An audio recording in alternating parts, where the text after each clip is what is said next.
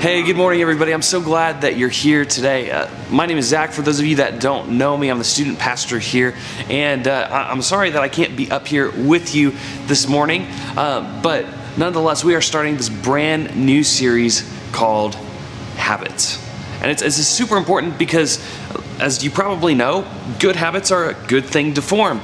And especially when it comes to the ideas of faith and relationship with God, these seemingly abstract concepts of being a good person when it comes to walking in step with Jesus and having a faith of your own. Sometimes we get lost in the weeds of that and we don't really talk practically about how that looks. And so, as you may have guessed by the title of this series, habits is a big part of that puzzle. And so we're gonna start off this brand new series all about creating good habits that will help stimulate your faith and help you walk closer with Jesus as you grow.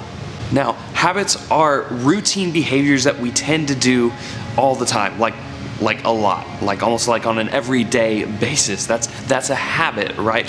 For instance, when I was your age, when I was in middle school, I would get up early, get ready for school, brush my teeth, maybe grab a bite of breakfast. It's usually like a breakfast bar that I would get on the way out the door because I was always running late because I would sleep until the latest possible second, which, speaking of that, a habit was also to hit the snooze button on my alarm clock and give me 9 extra minutes about 3 times before I actually got out of bed. You do it too, so don't judge. But then even as a middle schooler, I felt like I had to start my day with coffee, believe it or not. How many of you, raise your hands, are you a huge fan of coffee? Do you drink coffee? Are you avid coffee drinkers yet? Hopefully you're not dependent on it yet. I've been an addict since your age, so there you go. It's still a routine habit of mine. But then I'd go to school, I'd come home from school or after practice or whatever I had going on that day, and I would almost immediately go straight to the PS2 or the Wii or the Nintendo 64, whatever video game I was into at that time, and I would play for an hour or two before dinner and try to get as much in as possible before my mom came up and made me start doing homework and all that kind of stuff. And we all have habits that we tend to do every day. Maybe yours is you like to chew gum a lot. Maybe you also get home and get on your Xbox as soon as you can. Maybe you sleep late. Maybe you stay up late. Maybe you have a habit of getting on your phone and scrolling through social media or getting on Instagram and Snapchat right before bed. There's things that we do every once in a while, but we all have habits that we do every single day. Well, hopefully in the series and as we talk over the next few weeks, we're gonna help you come up with ideas and talk about things that you can do on an everyday basis as habits in order to better connect with God. So you might be thinking, what does it look like to connect with God? And the easiest way I know how to explain this is think about a relationship that you have with like your best friend or a group of friends, right? You're close with them because there's things that are built into your daily habits. There are things that are routine for you when it comes to your relationship with those people. Like maybe you text every day, or you're in communication every day. You talk to each other at school or at lunch, you sit together or whatever it is. Maybe you have practice together, but you spend a lot of time with that person. You're communicating.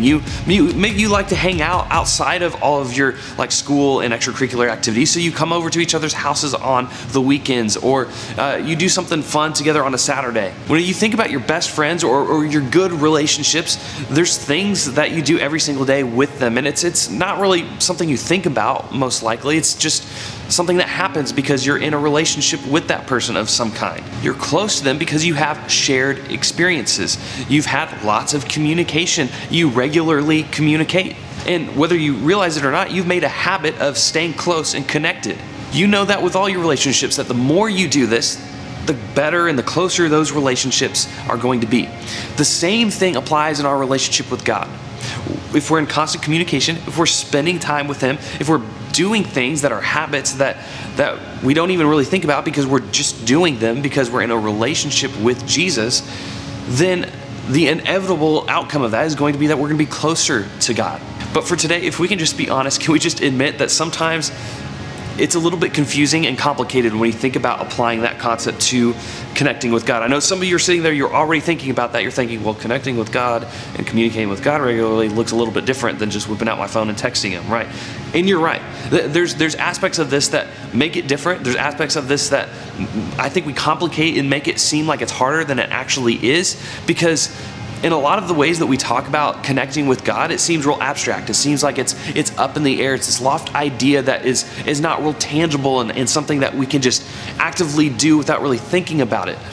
But we're going to talk about today, and into this series, we're going to talk about a lot of ways that actually this can be very practical, and this can be something that the people that you look up to, the people that you think, wow, I want to have a faith like that someday. Maybe it's your parents, or it's your small group leader, or it's maybe another adult that's in your parents' small group. You look at those people and you think, man, I want to be like them, or I want to be like them when I'm in high school. I want to be able to be that connected to my God and my church and my Christian friends when I'm that age. And the reality is people do this all the time. And so my point is that even though it can seem complicated and confusing, it's actually something that's not far off, and it's not that unreachable for even you.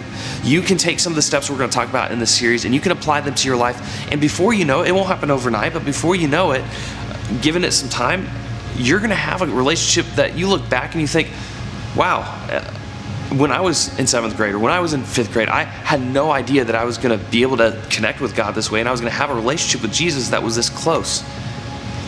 But you're going to be able to stand and look at yourself and be like, wow, this is true. And it just takes that time, it takes that consistency, and it takes doing the things that we're going to talk about in this series that will help you to develop a closer relationship with God. They're habits that are foundational to your faith. So whether you're new to faith, and maybe you're a baby Christian, as sometimes we like to call, that maybe you just became a Christian not too long ago and this is just brand new for you, or whether you're not even a Christian yet, and maybe you just want to find some ways, okay, if Christianity is true, how would this work in theory? And you want to find out some stuff that way. Or maybe you've gone to church your entire life and this idea is just so foreign to you because it hasn't become a habit for you yet. Wherever you're at, hopefully this series is going to help you. It's going to give you perspective, and you're going to be able to walk away from this each week feeling better than you did before you came, and have some new ideas, and have a good plan to be able to connect with God better in order to grow your faith. So no matter where you are in your faith journey, one thing is true for all of us. We're all asking, I think, these 3 questions. What does it mean to really connect with God? Why should I really want to connect with God? And what will connecting with God do for me right now? If you're asking any of those questions, or if you've ever asked any of those questions, or maybe now you're asking those questions, I'm so glad that you're here. Let's dig in.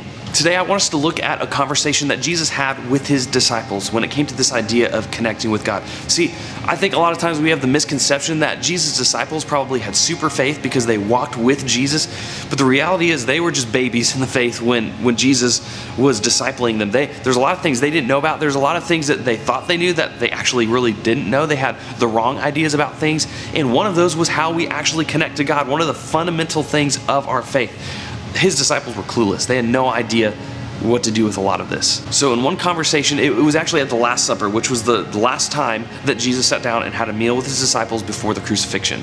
And he's talking to them about, how he's going to go away, and they're all kind of starting to freak out. They're like, what do you mean you won't be with us anymore? You're Jesus. You've got to be with us. You're our leader. You're our guy, right?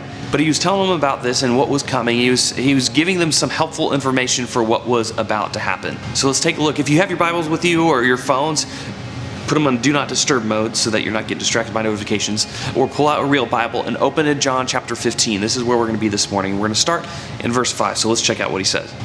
Yes, I am the vine. You are the branches. Those who remain in me and I in them will produce much fruit. For apart from me, you can do nothing. All right, so what does Jesus mean when he's talking about the vine and the branches? Now, think about it. If you don't garden, or if you haven't worked in a field very recently, then just let me give you the context of what this means, okay? So when Jesus is referring to himself as the vine and we are his branches, think about the idea of when branches are thriving and they're producing fruit, they can only do that when they are connected to the vine, or the trunk of the tree, or the roots, right? Jesus, as being the main vine, he's the part that is giving the nutrients and feeding the rest of the branches. The branches, if they're cut off from the vine, if they're cut off from the root, if they're cut off from its source, they have no life. They don't produce fruit. They don't have anything. They're not connected to the source of life at all. And the same is true in our relationship with God. When we're not connected to him like a branch is to a vine, then we can't produce fruit. We actually don't have life. We will die. We won't have the ability to get the nutrients that we need. Jesus is saying he's the foundation. If we want to be close to God, we have to be connected to him. Think about it this way. If you want your phone to keep working after the battery dies, what do you have to do? You have to plug it in, right? We're all very familiar with these. If you want your phone to continue to have life, to have a battery that is functional, you got to plug it in and allow it to recharge. It has to be connected to the source of power in order to have the energy or the life to the battery to function, right?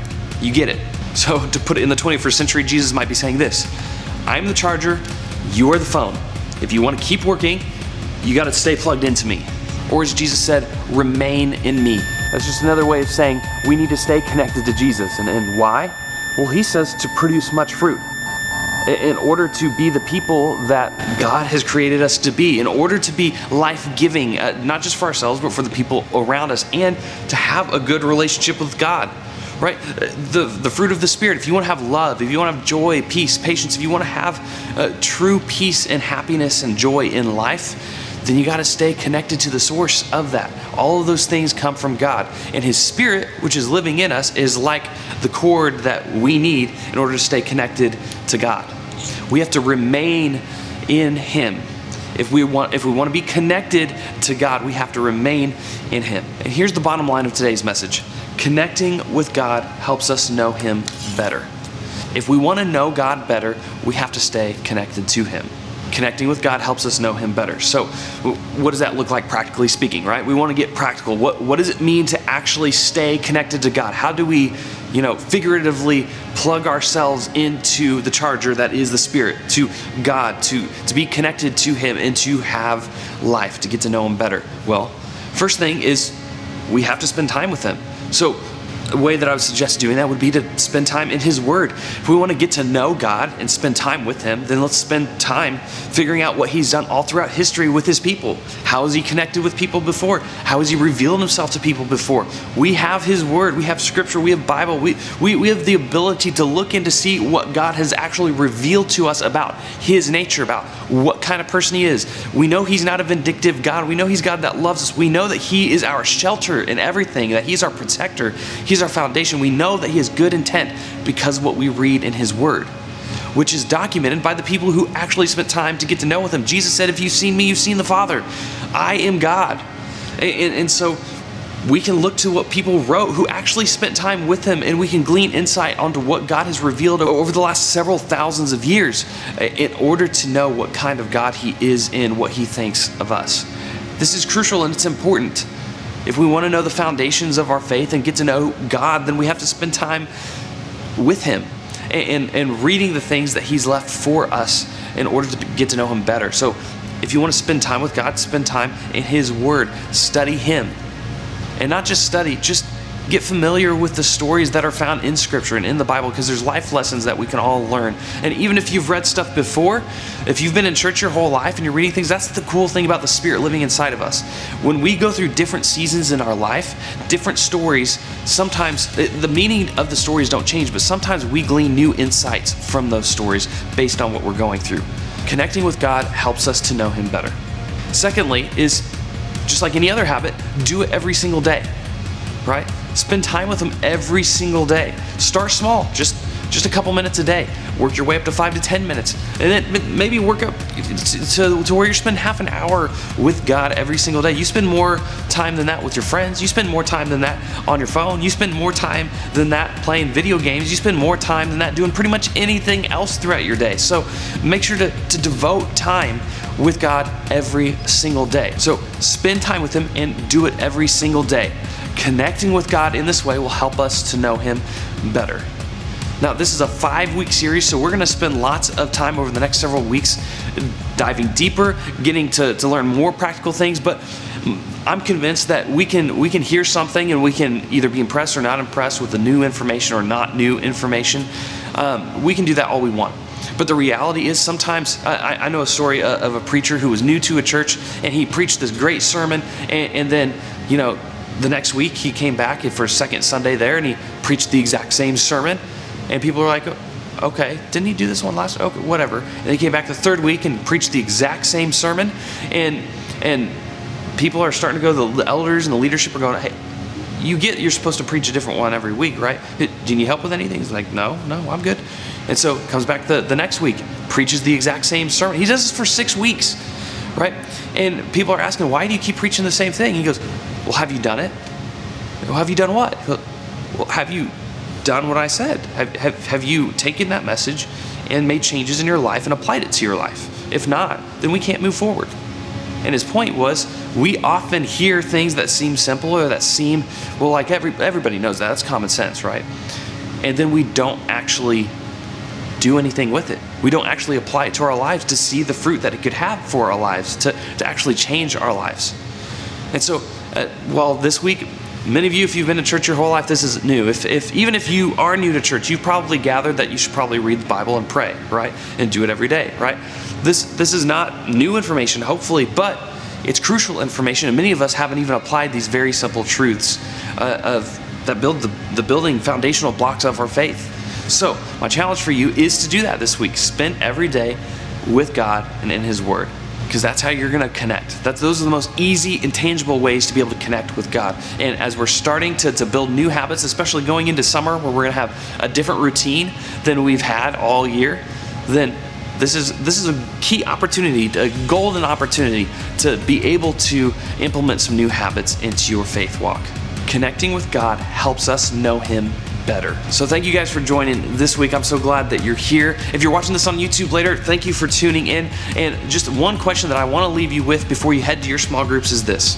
What's one way that you can spend time with God this week? Maybe it's something I didn't mention. Maybe it's taking something I mentioned and having a very specific way that you can apply that in your life. But think about what's one way that I can spend time with God this week. That's all I got for you guys. I love you. And again, sorry I couldn't be here in person, but I'm still in the building. So if you're here on Sunday morning and you're watching this in church, then hopefully I'll get to bump shoulders with you at some point later today as I am moving back and forth throughout the building. But I love you guys. Thank you so much for tuning in, for watching, for being here today. We'll see you next week.